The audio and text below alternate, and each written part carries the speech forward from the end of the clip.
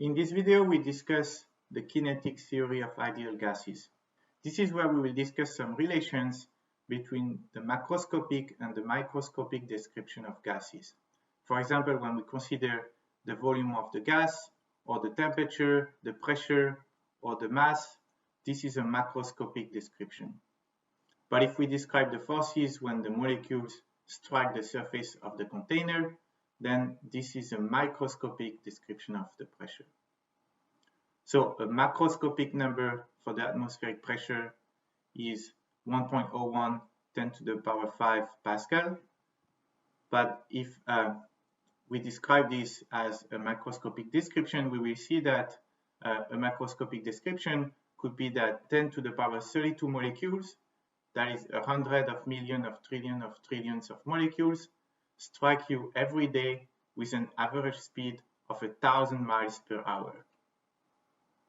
Now, the main result is that the average translational kinetic energy of an ideal gas is equal to 3/2 nRT. Right? So if you think about the kinetic energy of one molecule, one atom of or one molecule of the gas, you would take it as 1/2 mv squared. But the velocity of each molecule or atoms of the gas are all different, and so you have a hard time to find the average kinetic energy. And so this relation gives it to you, and it is simply 3/2 nRT. So it takes a macroscopic description into a macroscopic description with the temperature.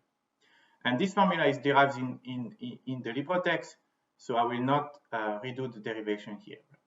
But in the following, I will discuss the implication of this formula and introduce the root mean square velocity. Now, in fact, I recorded this video back in 2018 when there was a fire and the smoke forced us to close the Davis campus. And so this is kind of an old video, so forgive me for the style here. Hopefully you will see that I made some progress. We have seen that the average translational kinetic energy of an ideal gas could be written just as a function of the temperature. K is 3/2 of nRT, right? And remember, as you have learned, that T should be used in Kelvin, right? Be careful with that. And so this relation is very important and very interesting because it relates the microscopic description, right? So in this term, you have the number of molecules, and then the mass of the molecules, and then the speed of the molecules. So this is a microscopic description.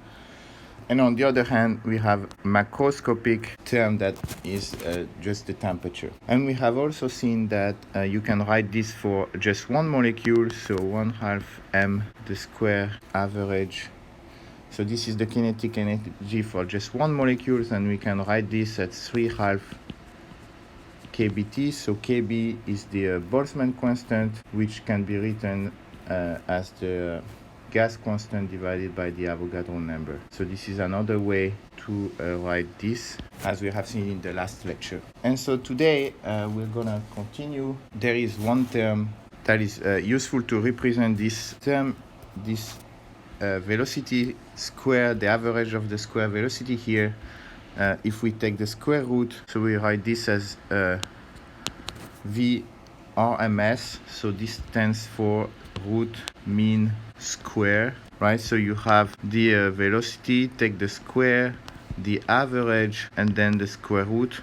So this is the square root of this term here. So we can write this using the formula 3 kBt over m square root. And so if you multiply the top and bottom by the Avogadro number, you can also write this as 3 RT over the molar mass, again taking the square root. So this is the RMS speed, and m here is the molar mass of the molecule. And so we can do a couple of questions to illustrate this. And so question, let's say that you have two ideal gases, two gases at the same temperature, but the molar mass of the molecules in gas number 1 are larger than the molar mass of the molecules in gas number 2. Then what about the RMS speed? So you see that because the RMS speed depends on the molar mass, and it is 3RT over m with a square root here.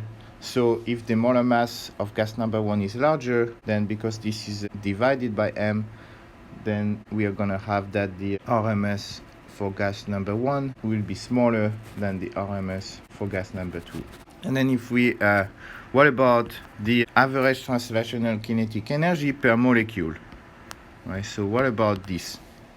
So this one, on the other hand, you have that the average kinetic energy of a molecule, we just saw that last time that this is 3/2 kBt, so it only depends on the temperature. And so since you have the same temperature, then that means that they are going to be the same, right? So the velocity are going to be different, but the average kinetic energy are going to be the same. Now, let's try another question. Let's say that you still have two gases at the same temperature and they have the same total mass, but the molecules in gas number 1 again have a larger molar mass than the molecules in gas number 2. So in this case, what happens to the total translational kinetic energy, right? The average translational kinetic energy for the entire gas. So that number is 3/2 nRT, right? So because they are at the same temperature, you may want to say that the average translational kinetic energy is going to be the same, but n is not necessarily the same here. So in fact, if you write this as a function of the total mass divided by the molar mass, then you will see that if the molar mass of molecules in gas number 1 are larger, then the average translational kinetic energy of this gas will be smaller. Now, let's keep going. One more question. So those are all questions they are just conceptual questions to make sure you have a good understanding of the formula. So let's say that we have a gas in a box, and the box have rigid walls so that the volume is constant. And let's say that we double the RMS speed of the molecules in this gas. Then what happens to the pressure? Does it stay the same, double, quadruple, decrease? So what's the relation between RMS and pressure? So you have RMS speed, that is 3RT, square root of 3RT over the molar mass. Now you can rewrite this using the gas law here. RT and RT is going to be PV, so 3 PV over NM. And so you see that if you want to double the RMS, then the pressure will be multiplied by 4. So correct answer for the pressure, it will be multiplied by 4.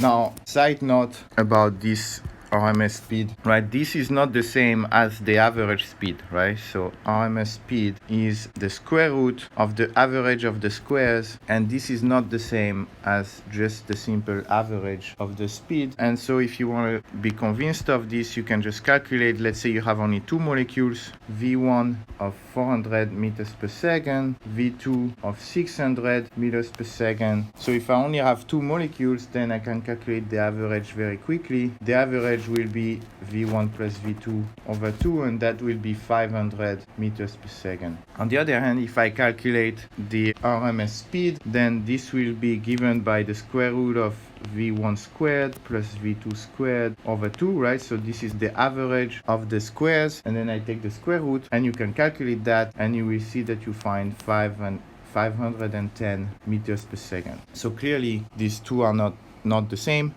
but the RMS comes naturally when we write the kinetic energy here as 1/2 V squared average for the kinetic energy of molecules. Now finally, those are all conceptual questions, but you also need to be able to plug in numbers. And remember last time when I asked you to plug in numbers, you realize that you make mistakes with units. And so this is something you should always be able to do also. So let's do a numerical question. What is the RMS speed of oxygen molecule at, say, 27 degrees Celsius? Right, so for this you will need the molar mass of oxygen molecules, which is 32 grams per mole, and you will need the gas constant, which is 8.314 joule per mole per Kelvin. Now I could do this for you, but you would not learn anything, so I will let you calculate this.